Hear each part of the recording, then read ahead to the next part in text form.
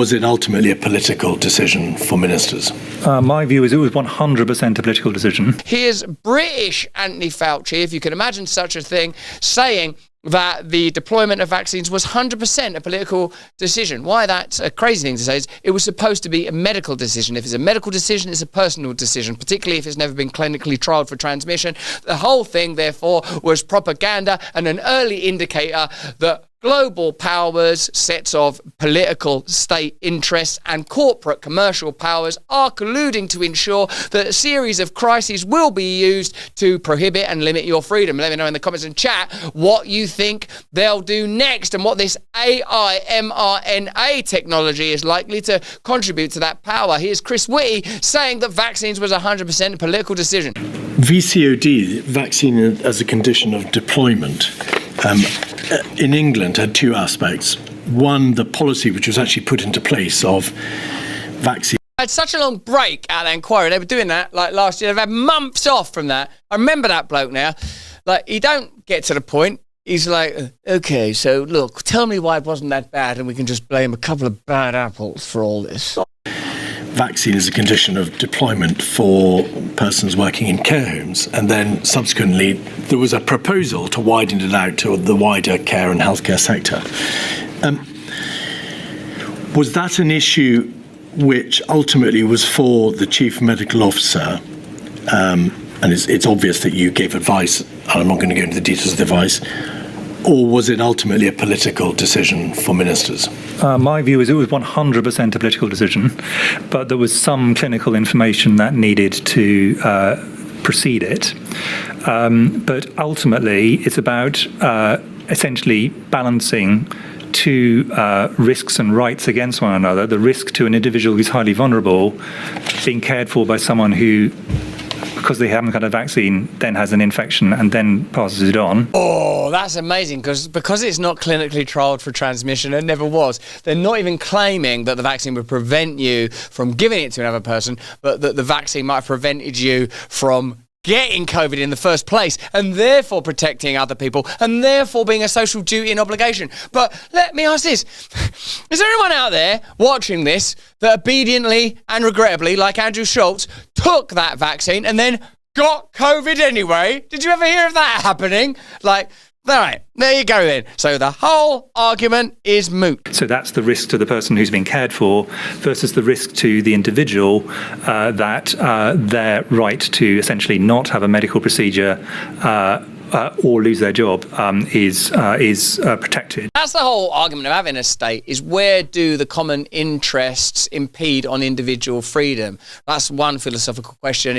And then the next one is, do you trust the state to aggregate and calculate where your individual freedoms and the freedom of a community align? And the answer to that question is, no, I don't. And neither do you. You don't want the state having that power. That should be your power and God's power. And if your power is not informed by God, you'll make terrible choices. I can tell you that from personal experience. But that doesn't mean that you should give it to the state and pretend that the state is a kind of God. Listen to the crazy way they talk. That's the first time I've understood, though. If you get a vaccine, then you might not get COVID. Well, don't people get COVID anyway? Yes, but that's not the point. So, therefore, if you saw an old and vulnerable person who's also had the vaccine, and that should prevent them getting COVID, you might think, because that's how you're claiming the vaccine works, well, then that person won't get COVID from you because you've got the vaccine, haven't you? So if you didn't do it, you're evil and racist and you're the next Hitler.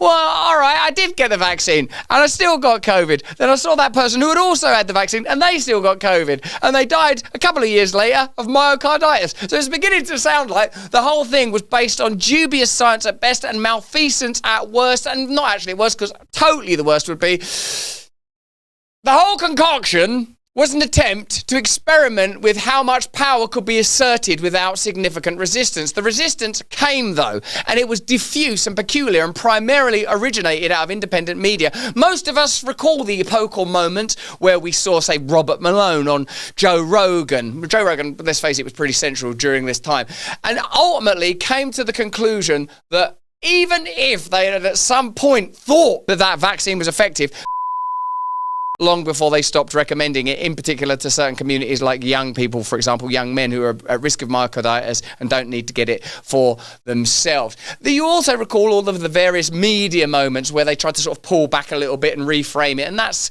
now actually finding its full expression through the LA Times story, where the LA Times are sort of pretending that they've always really loved Bobby Kennedy. If they could destroy Bobby Kennedy, they would. If they could destroy you, they would. If they could control everybody by claiming that they're protecting you, they would. And they will continue to find ways to do that. I don't know, let me know in the comments and chat what you think, whether the Trump administration will be a significant bulwark and prophylactic against that kind of insidious desire for global power. But I hope that it will be. That's just what I think. Why don't you let me know what you think in the comments and the chat. If you're watching us on Locals, thank you. If you're watching us on Rumble Premium, thank you.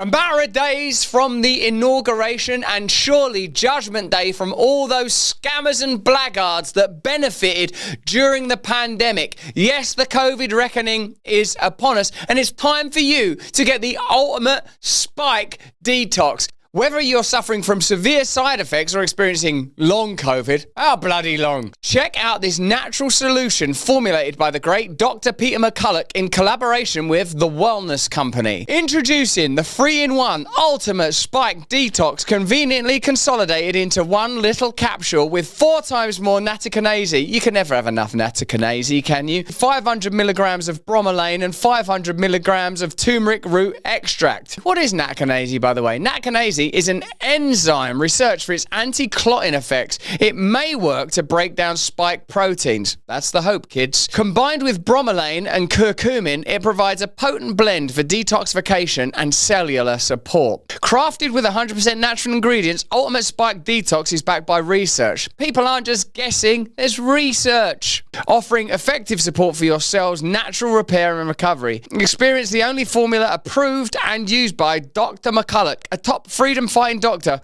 who risked it all. You plucky go-getter. Head to twc.health/brand and use the code brand to get 10% off plus free shipping. Again, that's twc.health/brand and use the code brand to get 10% off and free shipping. Back to the content.